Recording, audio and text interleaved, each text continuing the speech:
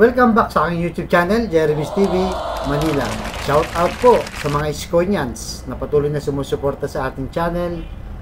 Maraming salamat po at saludo po ako sa inyong lahat. So, yung topic natin ngayon guys for today's video. Mayora, pinupuri noon si Yorme, sinisisi na ngayon, lalo na sa kanyang mga utang. Yan guys, yan ang ating pag-uusapan. Ano ba talaga, Mayora? Di ba? Ano ba talaga, te? Yan ang mga expression natin. So, naglabas kasi dati siya ng statement noong May 13, 2022.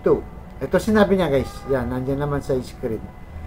Noong panahon na hindi pa tatakbo si Yorme. So, pakinggan natin.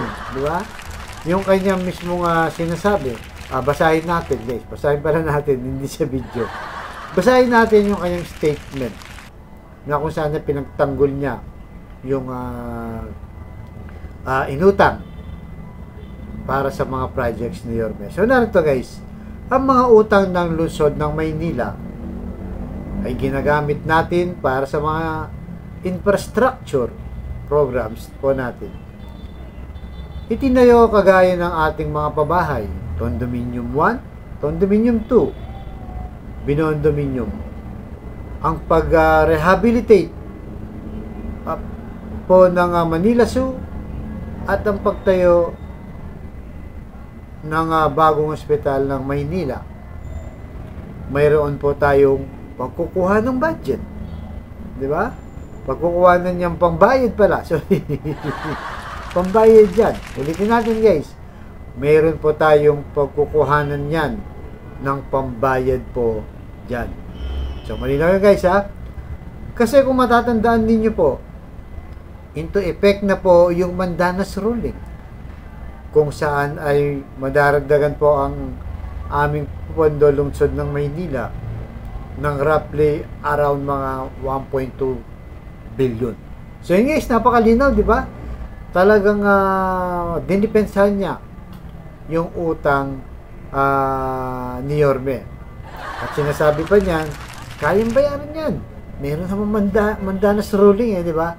Sa hindi nakakaalam, ang Mandanas Ruling po ay desisyon ng korte nga na kung saan ay may dagdag na pondo. Yun ang sinasabi ni Mayora. Kumbaga, lalo na sa mga malalaking city kagaya ng Maynila, ang sinasabi niya dito 1.2 billion. Labas ito sa kita ng Maynila. Di ba? So, napakalaki nitong tulong. So, kaya yan ang pinangalandakan ni Mayora nung panahon pa na kasama pa siya ni Yorme. Di ba? Ang talagang magaling siya dito, guys. Dinipensahan talaga itong si Yorme dahil nga nung panahon na yun, may mga question na rin, di ba? Pero, hindi kagaya nga ngayon, talagang siya mismo rin ang nag-question, di ba? Siya mismo ang nagsisi nung May yun, 13, 2022. So, ano naman masasabi niya ngayon? So, siyempre, expected na natin, di ba? Mayora versus Mayora na to. August 28, 2024. Ito yung kanyang statement na kung saan, di ba, July kasi, nag-announce na si Yorme. Parang pumutok na yung balitang tatakbo na nga siya ng pagka-mayor. Ito ang statement niya guys. Basahin natin ha. Yung laki ng utang ng Maynila, di naman kayang tustusan ng pondong meron lang kami. Napakaraming sabay-sabay na naging infra dati, kaya naapektuhan naman ang kapasidad ng lungsod na tugunan ang mga pangangailangan ngayon. Kung wala sana tayong obligasyong ganyang kalaki, mas marami sana tayong tulong na maibibigay sa mga Manileño. So ngayon guys, sa statement niya, sinisisi niya na si Yorme. Di ba? Kasi laki ng utang Ang dami kong gustong gawin na project, hindi naman nagagawa dahil sa obligasyon kong utang. So, saan napunta yung 1.2 billion na sinasabi niya sa Mandanas Ruling? Di ba? Bakit na sinisisi ngayon si Yorme? So, double cara siya guys. O double standard na tinatawag. Ano ba talaga, te? Di ba? Ano ba talaga? Di ba?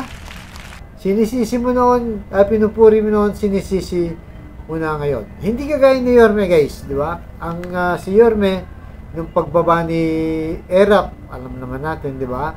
Siya mismo nagsabi na halos walang pondo ang kaban ng Maynila. Di ba? Pero sa panahon na yon, pag upo ni Yorme, anong ginawa ni Yorme?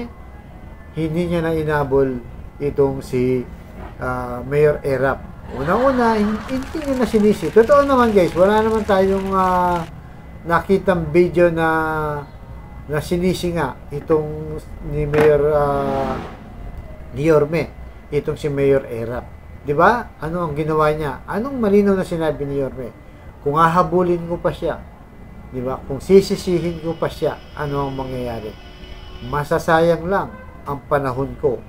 'Di ba? Tama, kasi 3 years lang 'yan eh. Napakaiksi ng panahon ng one term ng mayor. So, anong ginawa niya? Yun na nga, gumawa siya ng paraan.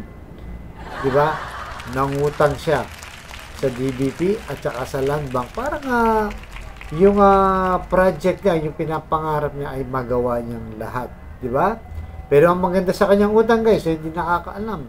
Gobyerno ng Maynila, umutang sa national government. Sinong nakinabang sa interes? Ang national government. Kumbaga, yan yung pinapaliwanag, di ba?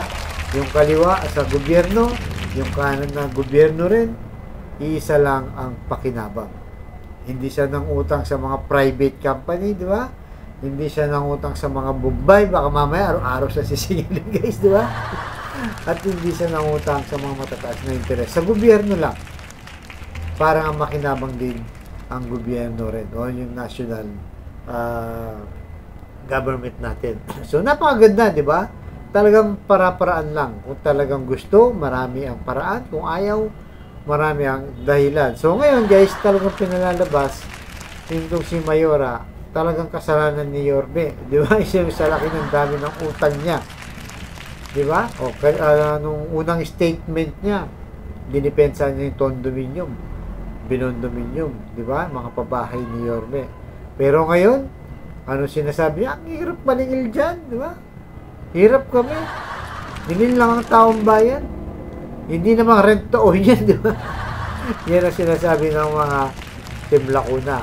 Talagang pangit na ang ginawa ni Yorme. Di ba? So, dito natin makikita yung tao o yung mga politician kung may prinsipyo o wala, nag-iiba yung statement. Dati nga pinupuri, ngayon ay sinisisi na si Yorme sa kadahilan ng naglaban na sila. Di ba? Kaya maging matalino po tayo, guys. Di ba? Ngayong darating na 2025. Yung galaw, yung kilos, alam naman natin, mabilis si Yorme. Talagang yung resibo, nandyan lang.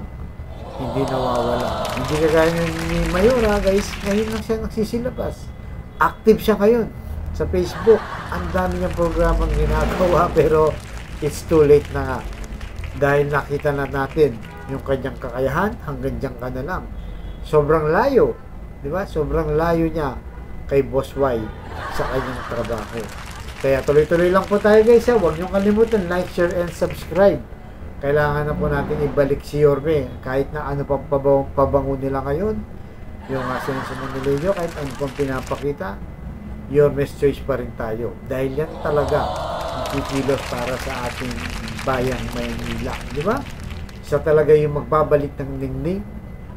Di ba? Kasiglaan, pag-unlad ng ating bayan, sa peace and order, kalinisan, lahat. Nagagawa ni Yorme yan. Right? Multitasking siya. Hindi kagaya ni Mayor. Sinasabi lang niya na, hindi, nabayad ko na yung utang na yan. Di ba? Kahit malaki yan, nabayad ko na yan. Pero napabayaan naman. Di ba? Napabayaan naman ang kalinisan, peace and order, di ba? At mga ibang serbisyo kagaya sa mismong profession nila. Sa health department, di ba? Ang dami ng problema sa mga senior. So, ibalik na po natin si Yorme para pag upo kagad ni Yorme, isang araw pa lang yan. Unang araw pa lang, alam na natin may magagawang maganda si Yorme. Talagang kikilos siya. Siguradong itong si Eddie at Pati sa Divisoria, mukhang ililigpit muli ni Yorme, guys, di ba? So, kayo guys, ano masasabi nyo dito sa double standard nitong si Mayora na sinisisi si Yorme ngayon, di ba? Na pinupuri naman siya noon. Alright guys, so kung kalimutan like, share, and subscribe. At yung comment nyo, napaka-importante po. Diyan natin na ilalabas, di ba? Yung ating reaksyon, simpatya at suporta dito kay Boss Y, Yorme Isko Moreno, at ang buong Yorme's Choice. Alright guys, so hanggang dito na lang po. Abangan nyo sa susunod kong vlog. Thank you very much po. At pagpalain tayo ng buong may kapal. Manila! God bless!